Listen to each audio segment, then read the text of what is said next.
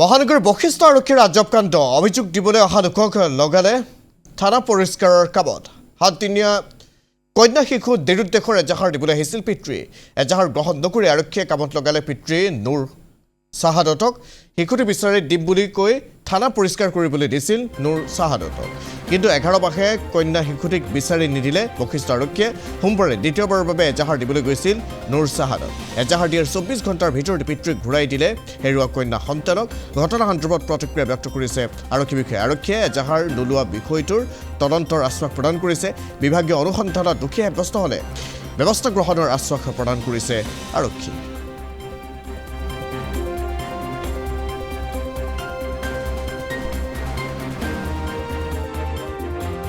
মোৰ বাচ্চাটো জন্ম পাইছিল ভাঙা ঘৰত মোটামুটি মই তাতে 1 মাহ ওপৰত আছিলোঁ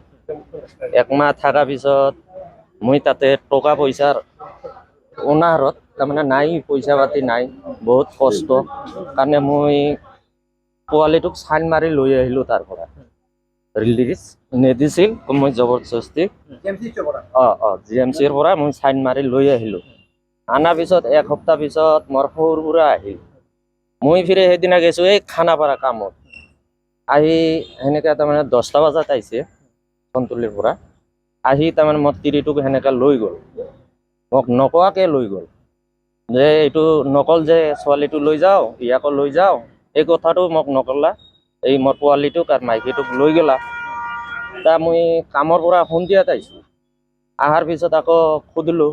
ঘৰ মালিকিনীক মোৰ পোৱালিটো কৈ আৰু সি কৈ নাই তাৰ বাপেকে আহিছে আহি লৈ গ'ল তাৰপিছত মই ফোন চোন মাৰিলোঁ তা মোক ক'ল যে মই লৈ আহিছোঁ তোৰ লগ ধৰিব নললোঁ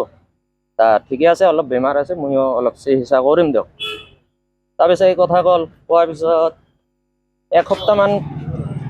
যোৱাই নাই 4-5 দিন পিছত মোৰ তিৰি একদিন গ'ল যে বাচ্চাটো কিবা খাবলৈ কিবা পইচা পঠাই দি মোৰো নাই বাচ্চাটোকো খোৱাব লাগে তা খানি পইচা পঠাই দি মই ফিৰি কি কৰিলোঁ 1000 টকা বেলেগৰ পৰা লৈ মোৰ ঘৰ মালিকৰ ডাঙৰ মোবাইলটো মোৰ মোবাইল নাই সেই ডাঙৰ মোবাইল দি বেলেগৰ মোবাইলত পঠাই দিলা 1000 টকা দিয়াৰ পিছত 4-5 দিনমান পিছত আকৌ একদিন হঠাৎকৈ শুনা পালোঁ কি তোৰ পোৱালিটো বেলেগক দি দিছে বিক্ৰী কৰি দিছে 5000 টকা মোৰ সৰুৰ পৰাই বিক্ৰী কৰি দিল তাৰপিছত মই গ'লোঁ কথাটো শুনি কাপোৰ একযোৰ লৈ গ'লোঁ যোৱাৰ পিছত মোৰ মাইকীক সুধিলোঁ যে পোৱালিটো কয় আছে দিব ক'ত আছে কয় অলপ দূৰত আছে এতিয়া নাযাওঁ ৰাতিকৈ আহিলে হ'ব দে কালি যাম মই আৰু ভাবিলোঁ যে সঁচাই গ'লোঁ ৰাতি পোহৰ হ'ল হোৱাৰ পিছতো মোৰ সৰু হাল্লা চিল্লা লগাই দিল কিহৰ পোৱালি লাগে অমুক তমুক বহুত ধৰণৰ কথা কৈছে তাৰপিছত কোৱাতে এতিয়া মোৰ মাইকীক কৈ আছোঁ ঐ তুই কি কৰিবি মোৰ লগত যাবি না ইয়াতে থাকবি কচোন কয় না মই তোৰ লগত যাম ইয়াত থাকিলে মোক মাৰিও পেলাব পাৰে কোনো গেৰাণ্টি নাই মোক লৈ ব'ল তাৰপিছত মই সেনেকা ইয়াক লৈ আহিলোঁ থানাত আহিলোঁ এই এজাহাৰ লেখা তাৰমানে মইতো মূৰ্খ মানুহ নাজানো ইয়াতে আহিলোঁ অহাৰ পিছত মোক ক'ল কি তুই চনতুলি থানাত যা তাতে গ'লে কামটো ভাল হ'ব মোৰ চিনাকি মানুহ আছে তাতে যা ইয়াৰ আগত মোক জংঘল চাফ কৰাতে মোক দেখা পালা সেই ছাৰক কৈছিলোঁ যে ছাৰে এনেকৈ ঘটনা মোৰ বাচ্চাটো এনেকুৱা কৰি লৈ গ'ল ইয়াত যাই তুই চনতুলি থানাত যা তাতে কামটো ভাল হ'ব তোৰ এই চনতুলি এলেকাই পৰে তুই তাতে যা তাৰপিছত এনেকৈ মই নাপালোঁ মই আকৌ ফিৰি সৰুবুঢ়াত তাত ৰিকুৱেষ্ট কৰিব গ'লোঁ তাৰমানে কামখানি কৰিব দিছিল যে এই অলপ জংঘল চাফা কৰিব দিছিল মন্দিৰৰ থানাৰে মন্দিৰ এইটো বশিষ্ঠ থানাৰে এইটো কামখানি কৰিব দিছিল একটা ছাৰে ডেকা ছাৰ আছিল নাম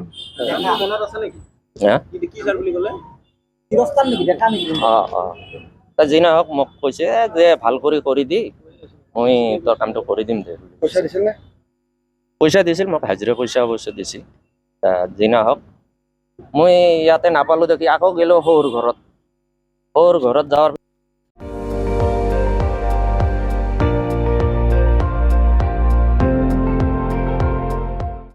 আপুনি চাই আছে ND24 সৰ্বশ্ৰেষ্ঠ নহয় সৰ্বোত্তমৰ দৌৰত